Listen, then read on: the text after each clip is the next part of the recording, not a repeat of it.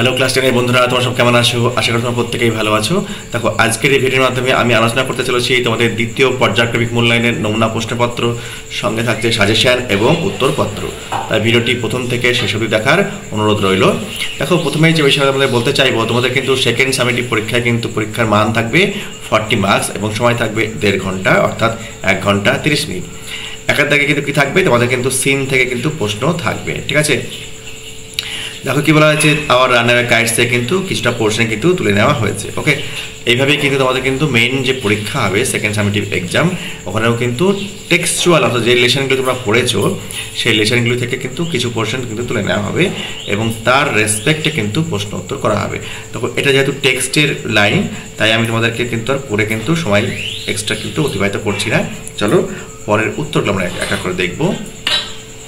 দেখো, প্রথমে কি রয়েছে না, তো মাল্টিপল টাইপ কোশ্চেন রয়েছে।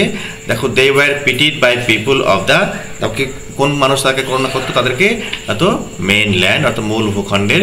নেক্সট বলছে both the narrator and clod wish to have someone, ঠিক আছে, কি কেন না, তো টু প্লে উইথ অর্থাৎ কাউকে চাইতো। দেখো, লেখিকা এবং ক্লড কিন্তু দুজনেই চাইতো অন্য কাউকে খেলার সাথী হিসেবে বা তার সঙ্গে খেলার জন্য।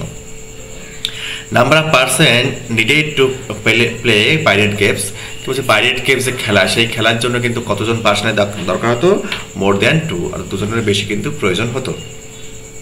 নেক্সট বলছে when the children ask their father about relatives, ঠিক আছে, দেখো হি বিকেম, যখনই ছেলেমেয়েরা বাবাকে কিন্তু জিজ্ঞেস করতো তাদের আত্মীয় স্বজন সম্পর্কে, বাবা কিন্তু কি হয়ে পড়তেন না, তো অত্যন্ত সরল, দুঃখিত হয়ে পড়তেন। 5 নম্বর দেখো, the fact that their father didn't have any relation except his children used to, কি বলছে না, তো এম্বারাস। দেখো, লেখকদেরকে কিন্তু একদম কিন্তু পাজেল করে তুলতো, ঠিক আছে, যে মূল ভূখণ্ডের প্রত্যেকের আত্মীয় স্বজন রয়েছে, আমাদের নেই, এই ব্যাপারটা কিন্তু অত্যন্ত পাজেল করে তুলতো। নেক্সট বলছে complete the following sentences with information from the text, অর্থাৎ এই যে যেটা আমরা পড়লাম টেক্সট, সেই টেক্সট থেকে কিন্তু আমাদের কিন্তু এটা কিন্তু ফিল ইন দ্য ব্ল্যাঙ্কস করতে হবে, অর্থাৎ তথ্য নিয়ে। দেখো, the people of the mainland pitied them when the time came for them to return, অর্থাৎ মূল ভূখণ্ডের মানুষজন আমাদের প্রতি, অর্থাৎ লেখিকা এবং লেখিকার দাদা তার প্রতি কিন্তু করুণা বোধ করতেন। কেন বলছে, যখন তাদের কিন্তু সময় হয়ে যেত ওই কিন্তু লাইট হাউসে ফেরার জন্য, ঠিক আছে। দেখো, the time came for them to return, অর্থাৎ যখন সময় হয়ে যেত আবার ফেরার জন্য। Okay, they use to quarrel a good deal, তারা কিন্তু ঝামেলা করতো অনেকটা with the mainland children in winter. দেখো, মূল ভূখণ্ডের বাচ্চাদের সঙ্গে কিন্তু উইন্টারে কিন্তু অনেক মারামারি ঝামেলা এগুলো করতো। সেটা আমরা দেখো, it would be so jolly for the narrator and clod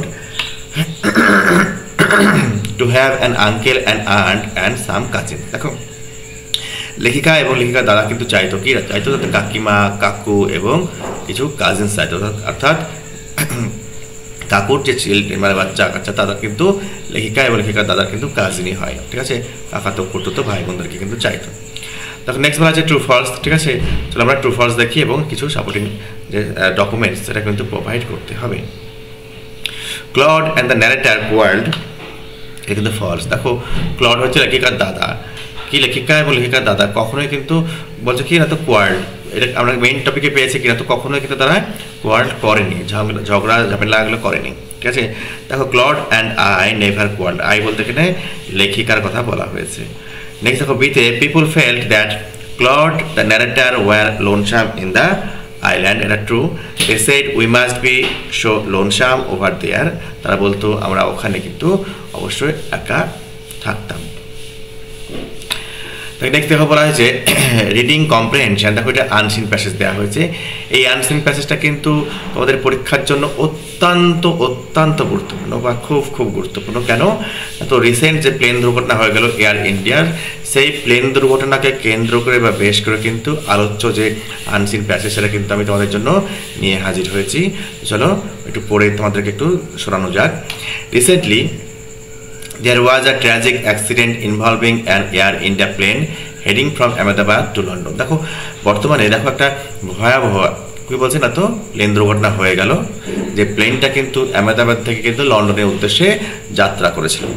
the plane took up in the morning but crash just minutes after leaving the airport. দেখো সকালবেলায় প্লেনটা যাত্রা শুরু করেছিল, কিন্তু যাত্রা শুরুর অর্থাৎ টেক অফ করার কয়েক মিনিটের মধ্যেই কিন্তু সেটা ক্র্যাশ করে যায়। দেখো দ্য ক্র্যাশ হ্যাপেন্ড কি বলছে on a medical college hostel causing a huge disaster. দেখো এই যে অ্যাক্সিডেন্টটা ঘটে কোথায় না, তো মেডিকেল কলেজের তোমার হোস্টেলের উপরে, যার ফলে কিন্তু একটা ভয়াবহ বিপর্যয় নেমে আসে। Sadly many lives were lost in this accident. দেখো কী বলছে, এত দুর্ভাগ্যবশত অনেক জীবন কিন্তু এই যে দুর্ঘটনায় হানি হয়, তার মধ্যে দেখো 200 ইনক্লুডিং 230 প্যাসেঞ্জার, যার মধ্যে রয়েছে 232টা প্যাসেঞ্জার অ্যান্ড 12 ক্রু মেম্বার্স, এবং 12 জন কিন্তু জাহাজের কিন্তু যে ওয়ার্কার্সরা ছিল, নাবিক এবং যে বিমান সেবিকা বা তোমার এয়ার হোস্টেস, তাদের কথা বলা হয়েছে। Emergency services rush to the spot two help the injured and recover the victims. দেখো সঙ্গে সঙ্গে কিন্তু এই যে ইনজিউর্ড পার্সন, এদেরকে কিন্তু সাহায্যের জন্য কিন্তু সঙ্গে সঙ্গে এমার্জেন্সি সার্ভিস কিন্তু পৌঁছে যায়, ঠিক আছে। This incident has shocked everyone. দেখো এই ঘটনা কিন্তু প্রত্যেককে কিন্তু একটু নাড়িয়ে দিয়েছে। And raise the question about the safety measures in air travel. এবং কি না, তো এই যে বিমানে করে যে ট্রাভেল, এই ট্রাভেলের যে নিরাপত্তা, সেই সম্পর্কে কিন্তু প্রশ্ন কিন্তু উত্থাপন করে দিয়েছে। দেখো আনসার দ্য ফলোইং কোশ্চেন, যেটা এক এক করে মান রয়েছে, চলো এক এক করে আমরা দেখবো। তো বলছে what was the destination of the air India plan that crashed. Air India যে প্লেনটা কিন্তু ক্র্যাশ করেছে, তার ডেস্টিনেশন কোথায় ছিল? তো the destination of Air India plane that crashed was London. কি বলছে না, তো লন্ডন ছিল ডেস্টিনেশন, ঠিক আছে, গন্তব্য। How many passengers and crew members loss their life in the crash. দেখো কি বলছে, a total of 244 people including 230 passengers and 12 crew members lost their lives। কি বলছে 232 জন প্যাসেঞ্জার এবং 12 জন ক্রু মেম্বার্স তাদের কিন্তু জীবন কিন্তু হারিয়েছে। নেক্সট কি বলা আছে, দেখো অল্টারনেটিভস রয়েছে, মাল্টিপল টাইপ কোশ্চেন রয়েছে। দেখো where did the plane crash happen, কোথায় এই যে বিমান দুর্ঘটনা ঘটেছিল, ঠিক আছে। কি বলছে on a medical college hostel. দেখো ঠিক মেডিকেল কলেজ হোস্টেলে কিন্তু উপরে কিন্তু এটা কিন্তু প্লেনটা ক্র্যাশ করে। What was the primary cause of the tragedy, এটার এই যে ট্র্যাজেডি সেটা কিন্তু যে প্রাথমিক যে কারণ সেটা কী ছিল না, তো কী বলছে না, তো the plane crashing shortly after take off. দেখো এর যে কন্ডিশনটা এখনও কিন্তু জানা যায়নি, যেহেতু ব্ল্যাক বক্স এখনও পাওয়া যায়নি। ব্ল্যাক বক্স পাওয়া গেলে এই যে মেন যে কারণ, সেই কারণটা কিন্তু এখানে কিন্তু তুলে ধরা হবে। এবং কিন্তু বলা হচ্ছে কি না, তো যান্ত্রিক ত্রুটি এর বিহাইন্ডে কিন্তু থাকতে পারে। নেক্সট বলছে how did emergency services respond to the crash. কীভাবে এমার্জেন্সি সার্ভিস রেসপন্ড করে এই ক্র্যাশে, তো they rush to help the injured and recover victim. দেখো ইনজিউর্ড পার্সনের জন্য কিন্তু সঙ্গে সঙ্গে কিন্তু হেল্প নিয়ে উপস্থিত হয়, এবং কিন্তু যাদেরকে ভিকটিম অর্থাৎ শিকার ক্ষতিগ্রস্ত ব্যক্তি তাদের রিকভার হয়, তার জন্য কিন্তু সঙ্গে সঙ্গে গিয়ে হাজির হয়। What has this accident raise concern about, কোন বিষয়ে একটা কনসার্ন তুলে দিয়েছে, উদ্বেগ তুলে দিয়েছে?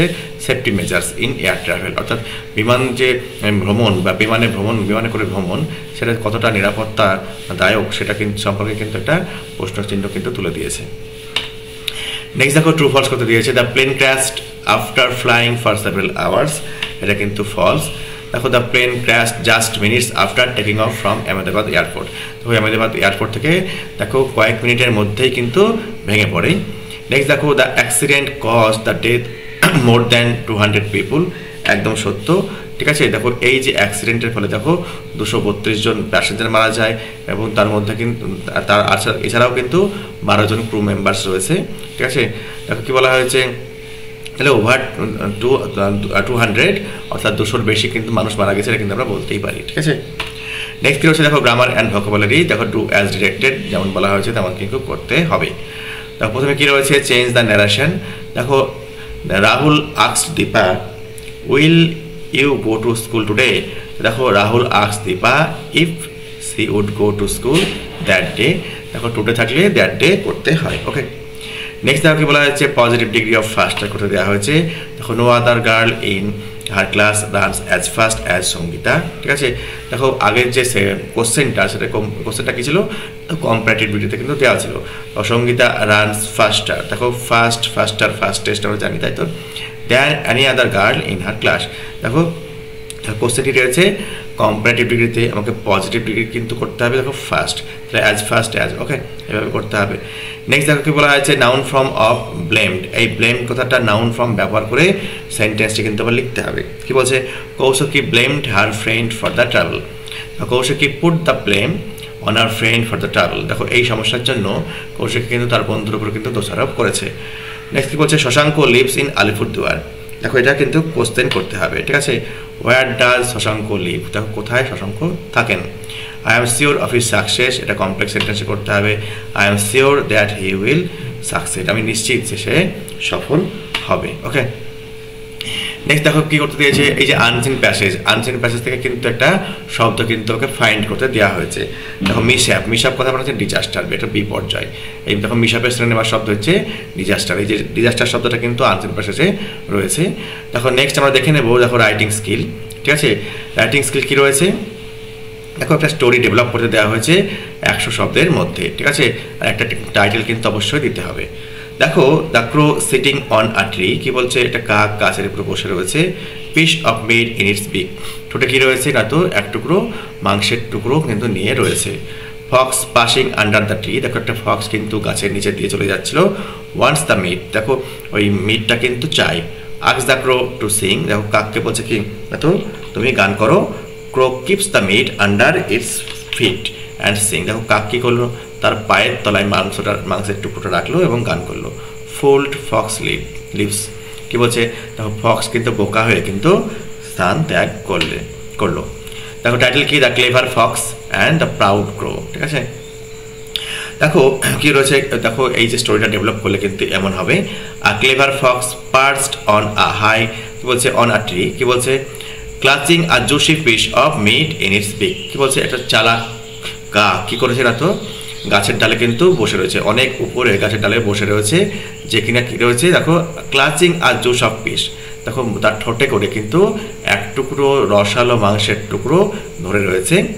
Below a sly fox tottered by, দেখো বলছে eyes fixed on the meat, দেখো নিচে দিয়ে কিন্তু একটা ফক্স বা শেয়াল কিন্তু এগিয়ে আসছিল, যার চোখ কিন্তু ওই কাকের মাংসের দিকে কিন্তু একদম স্থির হয়েছিল।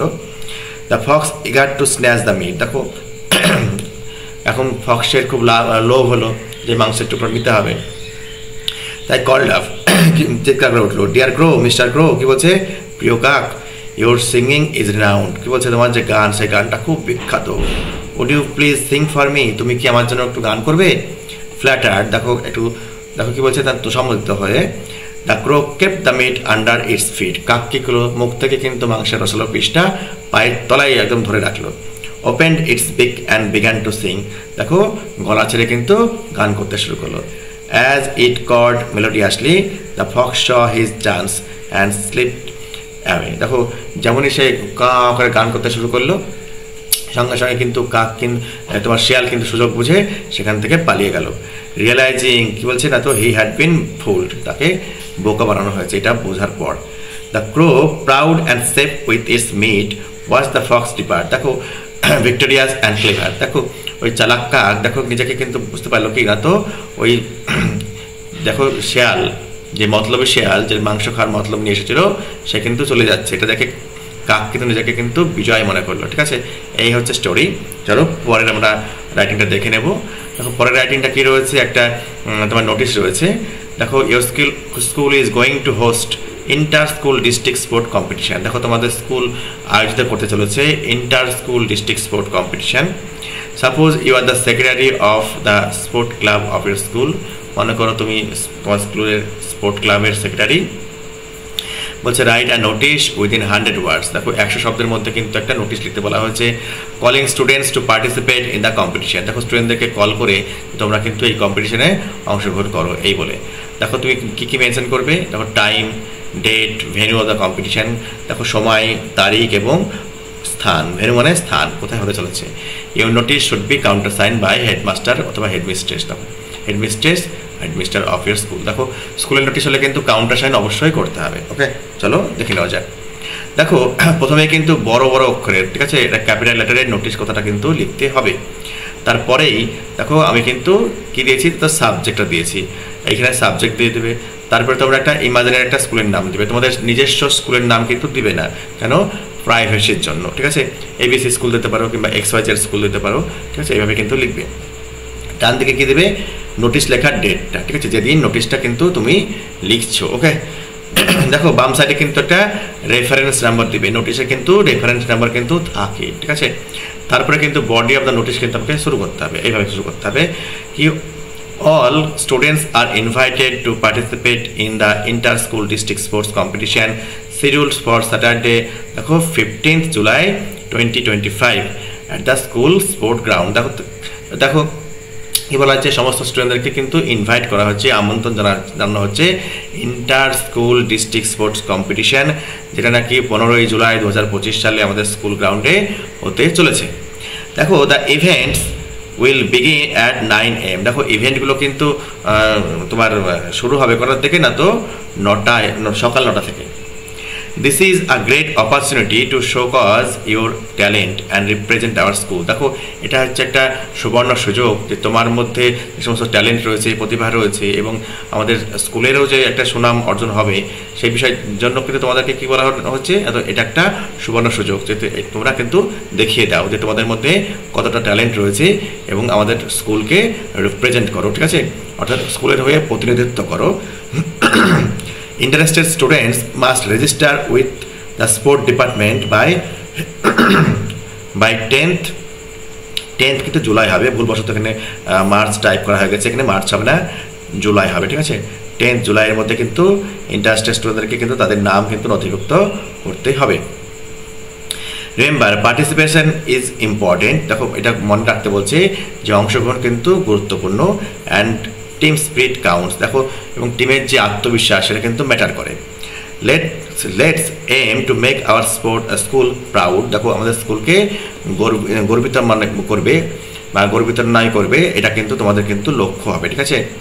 কি বলছে, for further details you can contact with the undersigned person. দেখো আরও যদি ডিটেলস কোনো জানার প্রয়োজন থাকে তোমরা কিন্তু তলায় সরকারি ব্যক্তির কাছে কিন্তু যোগাযোগ করতে পারো, ওকে।